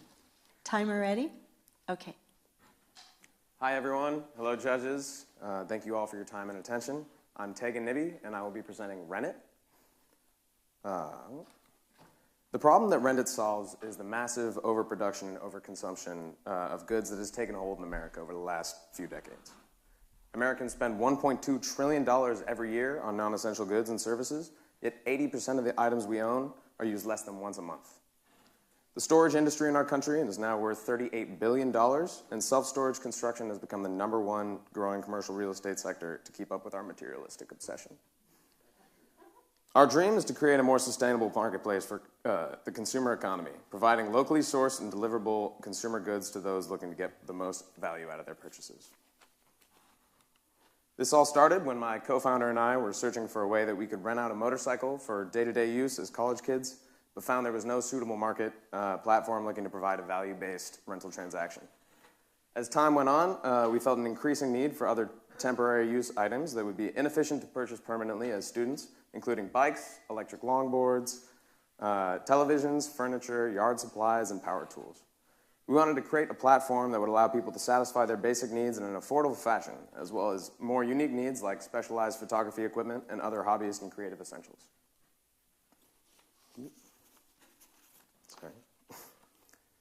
With an app-based rental and purchase marketplace, we plan to create a community-sourced platform for sustainable and value-based lending within neighborhoods and cities, as well as a new passive income source for those looking to clear up space in their homes. Our app will allow millions of people in the U.S. with limited disposable income to fill their needs for temporary goods, without having to make large and rapidly depreciating purchases. Insurance will come standard with every single rental, and delivery option will be available for convenient same-day delivery for any class of an item a user might request. We have committed a customer service team on site in each market area to ensure that lenders' items are properly handled throughout each transaction window. The main product classes that Renda would be targeting are appliances, electronics, equipment, representing a combined $66 billion yearly revenue market. Americans are expected to spend $690 billion on e-commerce in the next year, and we plan to redirect some of this traffic from traditional purchase sites to our more sustainable equipment sharing solution. There has been a rising level of comfort for peer-to-peer marketplaces since the Airbnb revolution, and now is the perfect time to introduce the option for users to rent items and specialized equipment from the community around them. Zipcar and Turo expanded the sharing economy from housing to car rentals, and now there are 71 million people who participate in the sharing economy every single year, and that number is growing by 10 million every single year. In our survey of 105 UCSB students, 96% of respondents said that they would be interested in participating in a peer-to-peer renting marketplace, with 75% looking to rent out their own items, and rent out items from their peers, and 69% looking to post their own items for rental use. Our main target market for users renting out items will be value-oriented individuals interested in sustainable approaches to consumption, more specifically college students with high levels of debt and low disposable income, as well as tourists looking for short-term rental contracts on items that will allow them to get around and try out new activities. We'll also looking to be targeting hobbyists, specialists, and creative communities of members looking to try out and buy specialized items for their needs and passions. For lenders, we will be targeting older generations who have more available non-essential goods laying around, but we plan to frame the app as a way for any user to rent out their inessential goods to make a new passive income source. When a user enters the app, they'll be directed to log in or register before being able to browse items and view their profile. The profile page allows for users to see their pending notification, enter forms of payment, and view all private information about the history of payments and income made on rented. Users are able to browse items as soon as they enter an email address, though a user will have to link their account to a state ID or social security number before they're able to make or post rentals, so as to ensure proper identification for insurance and payment security. Browsing consists of a personalized product feed Browsing consists of a personalized product feed as well as a categorical search filter and a geographic page for users to explore the closest items available. After a user finds an item they're interested in, they can message the owner through the app to arrange for a pickup, delivery, or to negotiate a potential change in the rental fare. When a request is sent from one user to another, it shows up on the items pending page before being confirmed by both parties.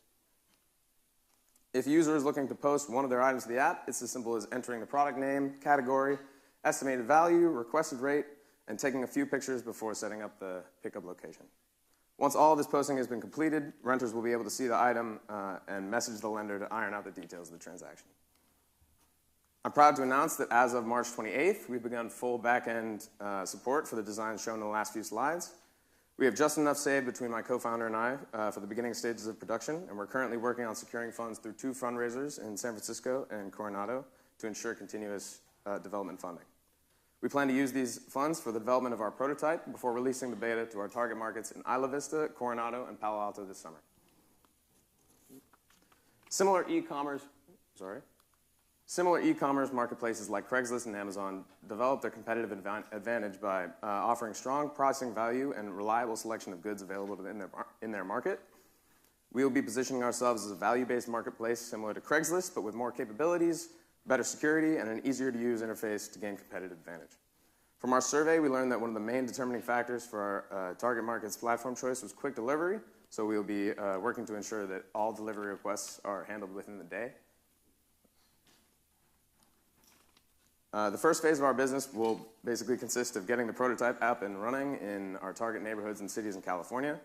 We've begun marketing to online communities in each of our target areas to spread the word of our open beta and give people the opportunity for 10 free rentals with no added fee for first adopters. We have team members in each California community and employees ready to start with customer service in each town as soon as the prototype is ready to be released to first adopters.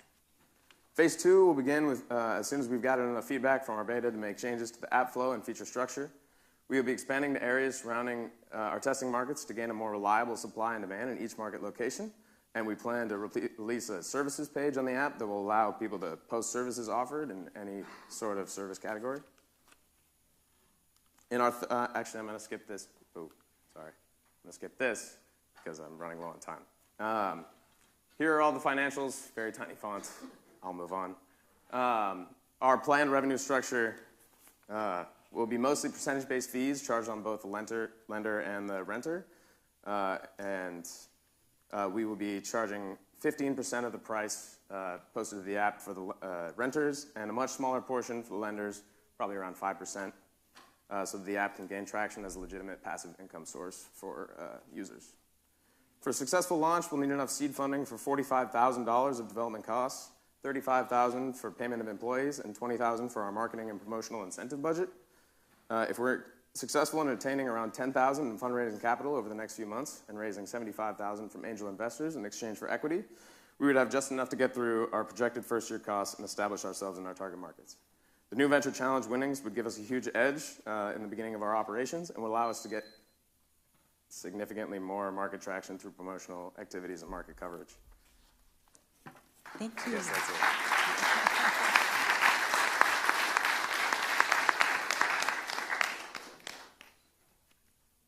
Okay, judges. So a lot of people have tried to beat Craigslist, and Craigslist hasn't changed since basically 1997. Why do you think this will be able to compete and take away people from Craigslist? Basically, I think it's much greater capability in terms of more valuable product categories like consumer electronic equipment and vehicles, modes of transportation that people wouldn't be looking to buy like fully outright. They depreciate fairly quickly, so the value from just having a temporary contract is pretty high. And yeah, I think it'll be super useful for like daily and weekly rentals just in neighborhoods, just for basic needs that people don't want to spend like a bunch for a power drill. You can just have one for a day. It's a lot easier. Great presentation. I love the shared economy approach. I really think that we're on the tip of the iceberg of what that continues to unveil. I think of liability, and that may have been the end of your presentation, but can you just speak to that? What sort of preparation are you doing to make sure that people are sort of covered from a liability perspective? We're getting in contact with a company called Lemonade, Inc. That does AI-based insurance whole structures. But basically the insurance will be run through everyone's identification. So any blowback from people trying to commit fraud or having damaged items will kind of go right back to them, and the insurance will be dealt with in that way. Do you have the rights to the name Rented? Not yet, but we're looking to establish an LLC and get everything started in the next few weeks. All right. Last question. How are you going to drive traffic to your marketplace? Basically, we'll be looking to can I answer that? Well, we'd be looking to promote through different community organizations and offer up as soon as we have a few thousand emails for first stage starting, we'll be sending out promotional activities for them so everyone can kind of get on board as soon as possible. Perfect. Thank you. Thanks. Good job. Thank you.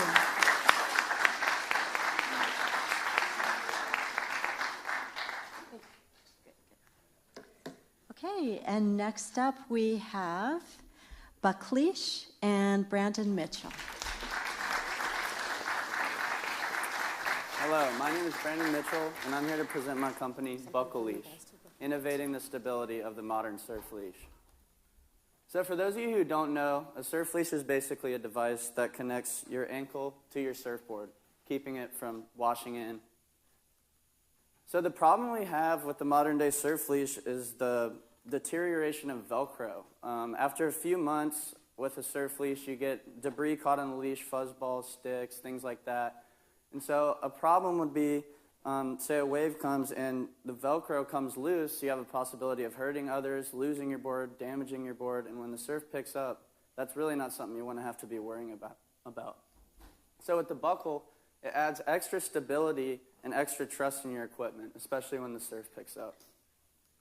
So here's a photo of a leash I had for about 2 or 3 months. It got all sorts of debris, I had pink fuzzballs in it, random stuff, and the next day I went out and surfed, and it just ripped right off. The leash itself didn't break, but the Velcro came loose, and I lost my board, and it blew into the rocks.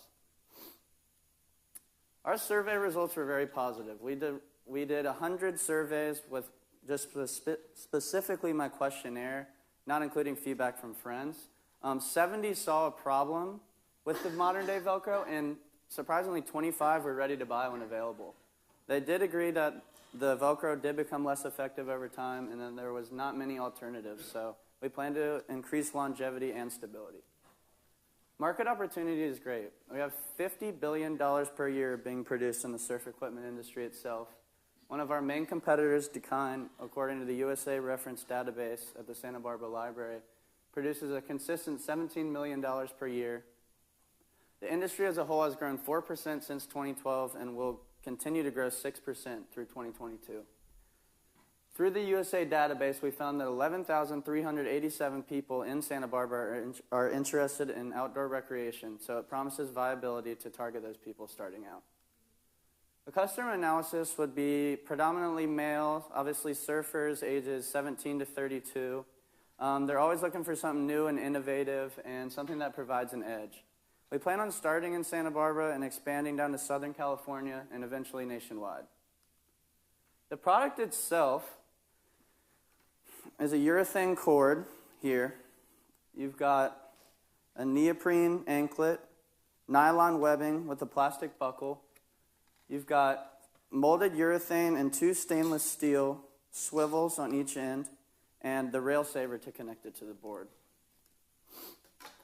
One of our 3 prototypes has officially been developed, and the materials are all sourced in California for the price of $10. So the final prototype development and launch is expected in August 2019. And for distribution, we plan to get a UPS commercial account. Copyright, things like slides, photos, marketing materials. We plan on getting a trademark on the word buckle leash and the logo we still are working on. Trade secrets, not many, but we have client lists and marketing strategies which will be labeled confidential. Patents, we've been working with Brett G. Anderson, a Ventura-based IP attorney, and he did confirm that the buckle technology is patentable, and we expect to have a provisional patent next month. Liability, we plan to get an LLC and business insurance, and we've applied for a business license, fictitious business name, and business name registration locally in Santa Barbara. Phases. So phase 1, we plan to engage customers through local surf shops, trade shows, Instagram marketing campaigns, and we're going to have pro surfers test and endorse the product who I'm connected to. And in phase 1, we hope to have 1,500 products sold with 500 to 700 customers.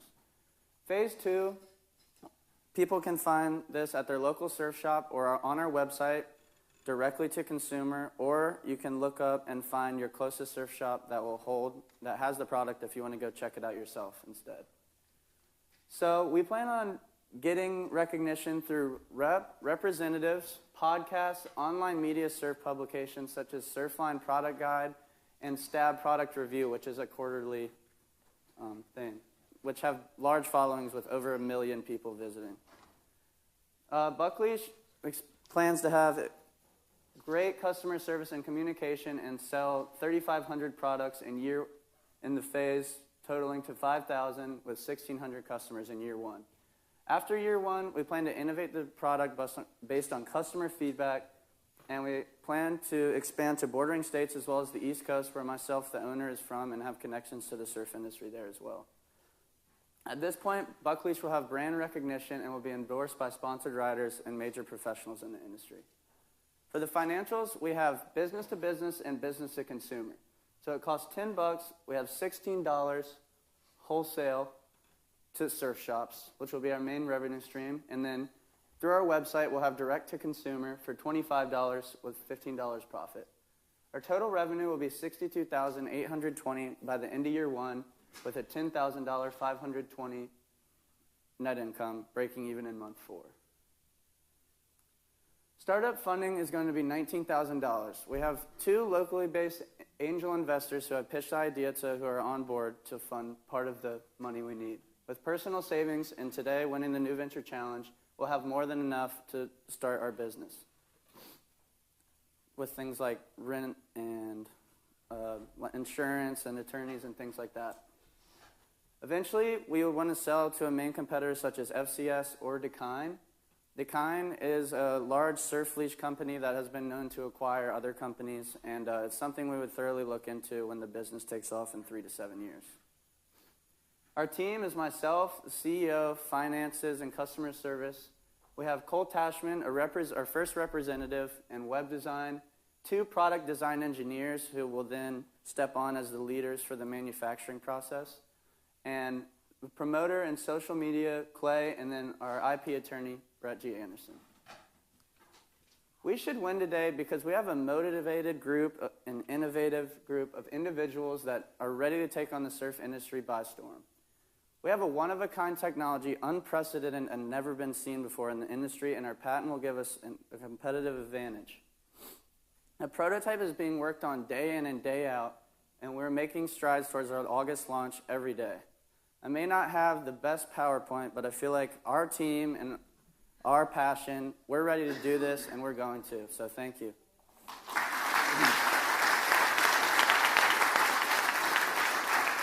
If you want to check it out, it is prototype 1. Yeah. I actually thought it was a great PowerPoint. Good job. I'm just not good with the slides. Yeah. So, question, I didn't catch your retail price. Remind me of that. The retail price was $25. Okay, and what's your competition at without the buckle? Without the buckle, it would be, I would say we have a competitive price. It would be between $25 and even $50 for some of the newest products. Great. Just average would be about $30 retail.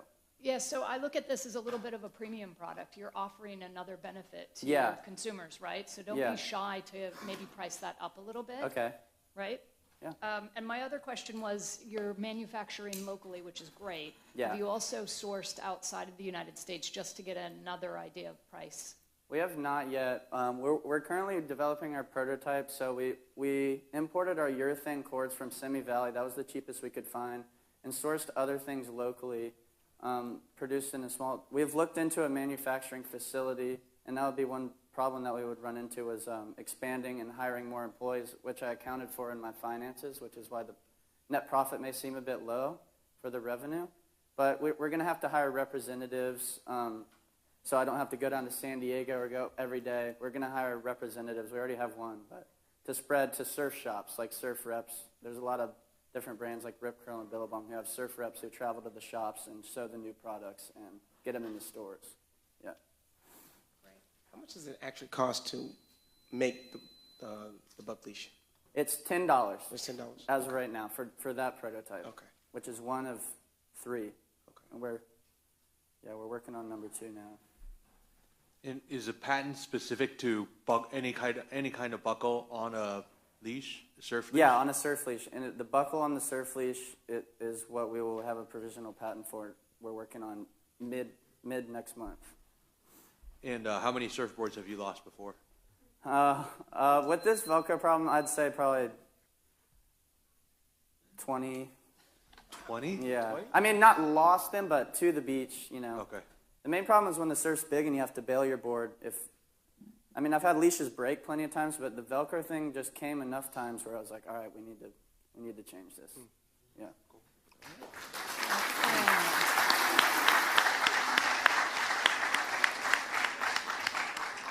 And next up, we have Marcos Flores with Aquanaut.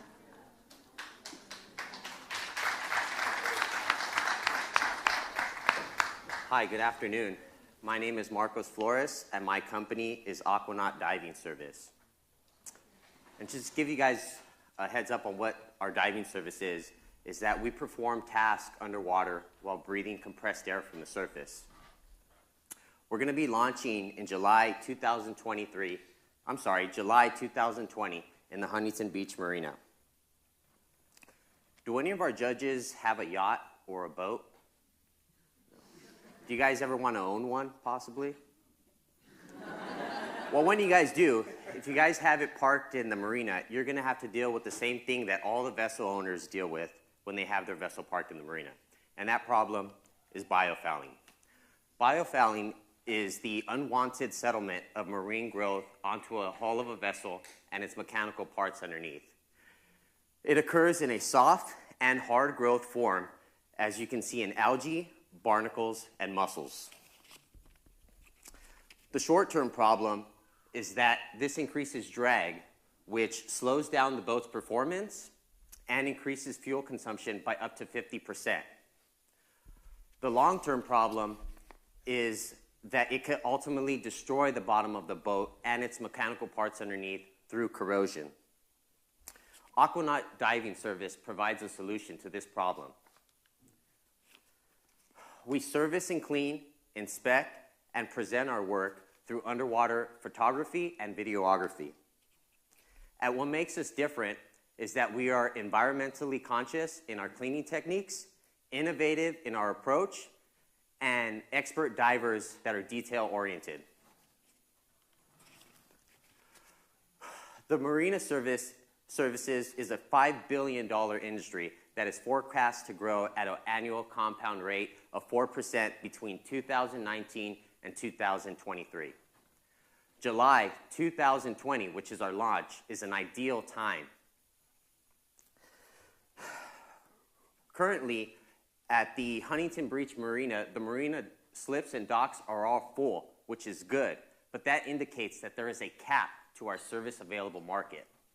Therefore, in month 9, we will explore or expand to Newport Marina, where the total available market will increase over 200%. Now, I know what you're thinking. Why not just start at Newport Marina? But the purpose of this is for the company to evolve from a small fish in a medium pond to a big fish in a big pond. Newport Marina is in the same county and just a few miles south, so the exploitation of this marina has huge upside potential and very little downside risk. In conducting our primary research, we discovered that our target market is 94% male, 94% white, and 100% middle-aged with an above-average income. They are seeking quality and economy in a service provider, and when asked, what do you use your vessel for, the most common answer was some type of weekend warrior activity, such as fishing or sailing, and I also got a lot of, hey, we like to hang out and drink beer. Our mission is to provide high-valued services with the most gratifying customer experience. Aquanaut Diving Service does that in a 3-step process, beginning with the sign-up form that can be completed on our website or through face-to-face on a hard copy form. Once completed, along with the customer agreement, a work order can be generated and the customer can schedule its cleaning on our digital company scheduler. Step 2 is where we deliver our high-valued service, followed by Step 3, where we reach out to the customer to go over the inspection report that's going to be sent out digitally to them. And in the final step is also where we want to schedule the next service, possibly signing them up for a subscription and seeking out customer referrals. The vision of the company is for me, the CEO, to step back from diving. With the Aquanaut Diving Service system of intake and follow-up, the company can be self-sustained as long as the delivery can still be made. For this, the company will reach out to other marine tech graduates from the City College to see if anybody is in need for part-time or temporary work in Southern California. Most marine technology students who are currently in the program work part-time for Salty Dog, which is the most highly reputable hull cleaning service company in Santa Barbara. So the divers are already trained well. Spending less time in diving, I will focus on customer service feedback and generate another revenue stream in hull anti-fouling painting. We will also look to invest in pneumatic tools that will speed up cleaning time and reduce diver fatigue, ultimately leading to the better quality of service. Here is how we stand against our competition using the customer's key purchasing criteria. Aquanaut Diving Service has everything except reputation, which our reputation isn't bad, we're just not well known yet. Also, as you can see, Warner Bayside and Barney Coles have a declining reputation due to the lack of quality and service and outdated payment options. A DBA and business license, along with insurance, need to be attained. Also, a permit from the city and the individual marinas. The company name and logo needs to be trademarked, and a copyright for our website content needs to be attained, because our head of marketing is going to perform a detailed keyword research and analysis within the industry and populate these keywords on our website.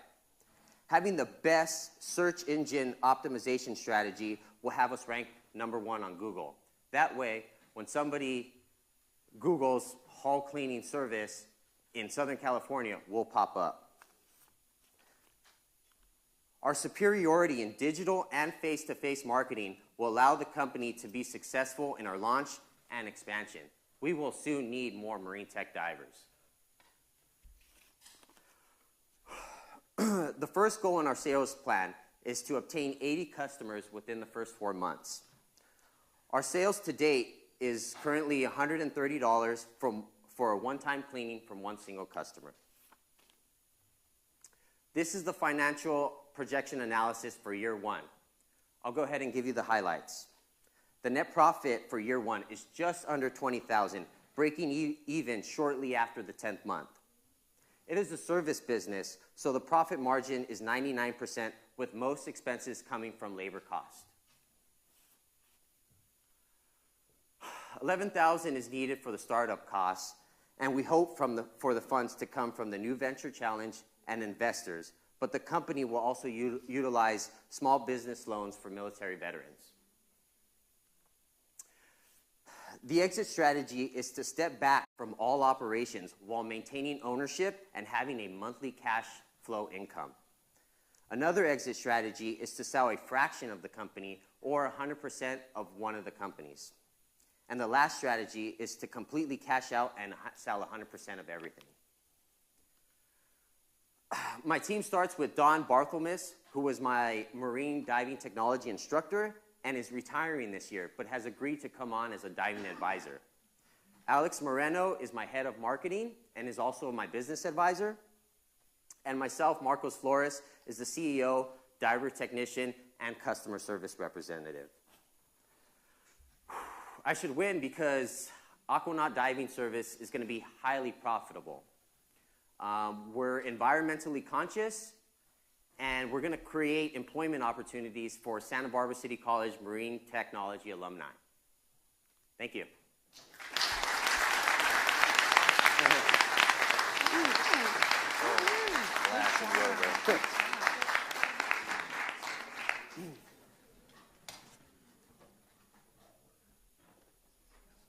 I'll go.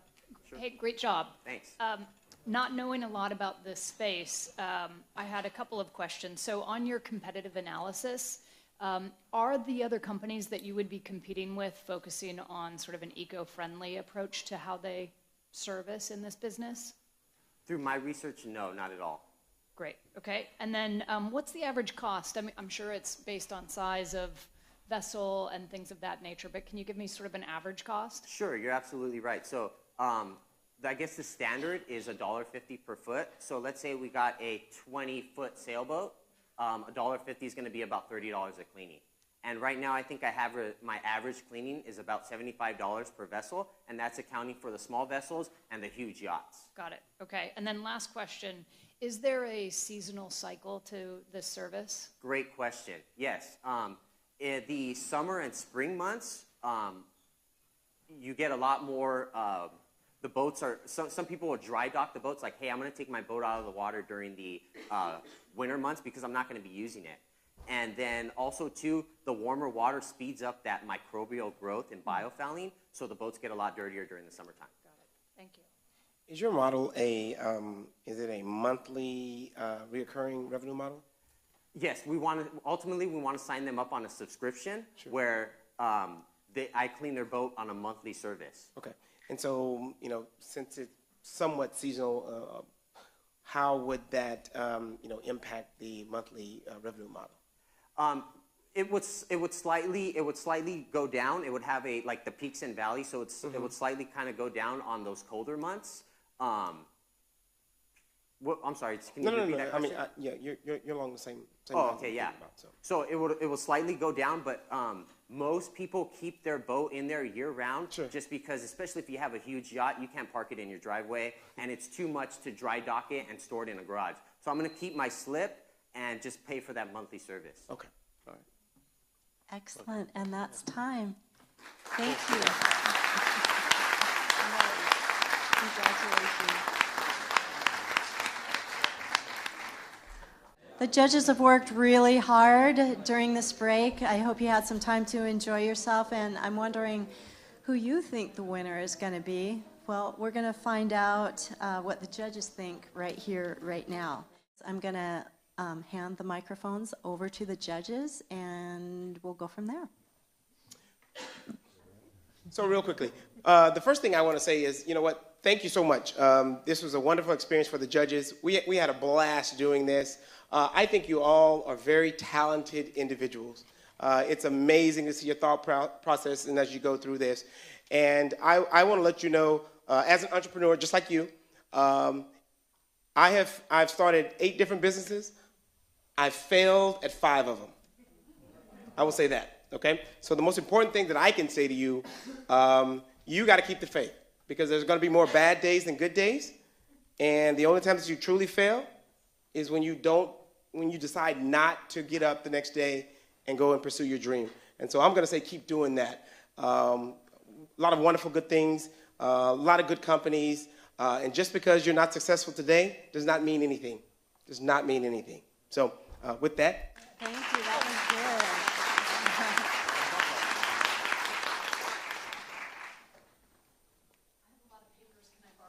Yes. Yeah, fantastic day. So everybody did a fantastic job, really great presentations, and this was hard for us. We had a hard time sort of distilling this down. So we'll start with number 3, and I'm going to put my glasses on here. So the third sort of runner-up is Datillo Custom Leather, and yep.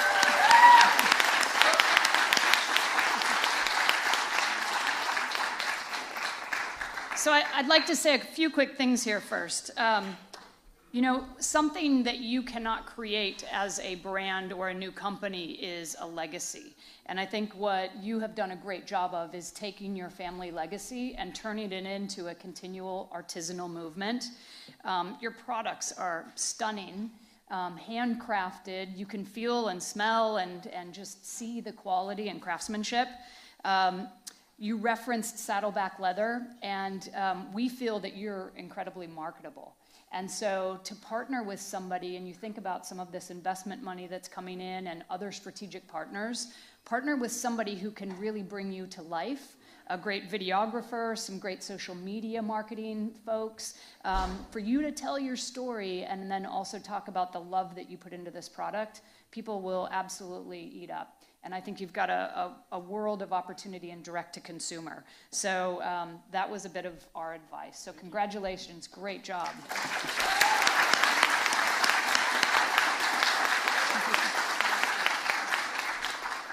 All right, the second runner-up, we felt that there was really fantastic intellectual property.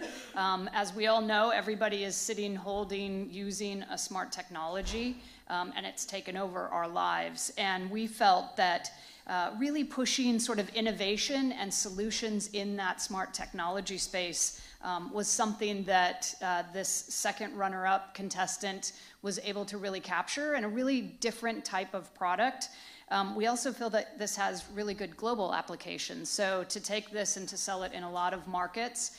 And I also think it has a lot of other product iterations. So as smart technology continues to change, to take this device and to change it as well, or add a product collection that really rounds out the family. So Karsten with Drop It, we think, great job.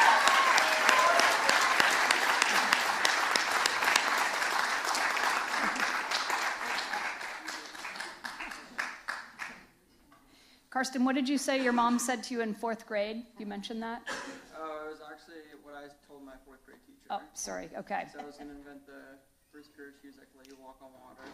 That's great. I told my mom in 5th grade that I would work for Nike someday, and I grew up in a town in Wyoming that's about this big. So follow your dreams. This is a great example of that, so great job.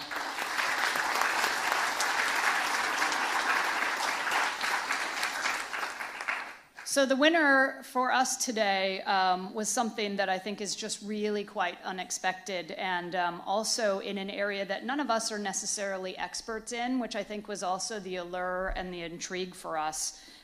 What this brand and this business was able to sort of accomplish is job creation, is in helping fuel an economy, which is in giving back. There was a clear sort of void in the market, and also not a lot of competition specifically in this space. And we really felt that Abel was a great presenter as well, and very passionate about taking something back to his country. And so Propia Mixa was our #1 winner.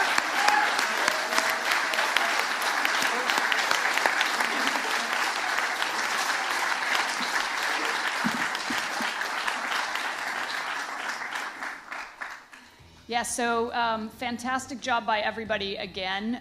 We would love to share a bunch more. I think for all of you, don't give up, because if we could have picked 15, there were definitely reasons for everybody who presented today to continue to push what you're doing.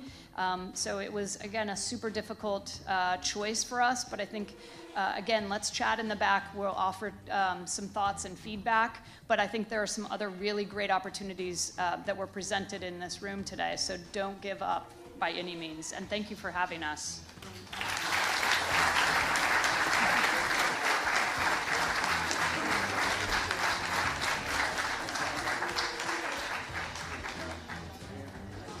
Okay, everybody, and before we depart here, please let's not forget to give a huge hand to our judges today for all the work that they brought.